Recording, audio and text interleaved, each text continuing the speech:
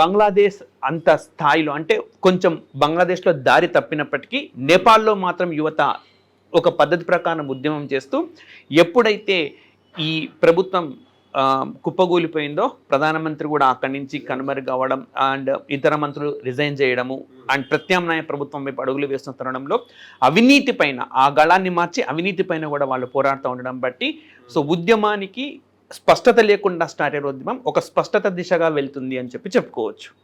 So 1996లో ఆ దేశంలో రాచరిక వ్యవస్థ పోయింది. 2006లో ఆ దేశంలో కాన్స్టిట్యూషనల్ హెడ్ అంటే ఆ రాజు ఎవరైతే రాజ్యాధినేతగా ఉన్నారో అది కూడా పోయి రిపబ్లిక్గా మారిపోయింది. 2008లోనే రాజ్యాంగ రచన జరిగింది. అంటే కేవలం 12 సంవత్సరాలు మహా అంటే ఒక 17 ఇయర్స్ అయింది. 17 ఇయర్స్లో మనకు మోర్ దాన్ 10 టైమ్స్ గవర్నమెంట్ మారింది అంటే ఎంత అస్థిరంగా ఉందో ఈ విషయం చెప్పగానే చెప్తుంది.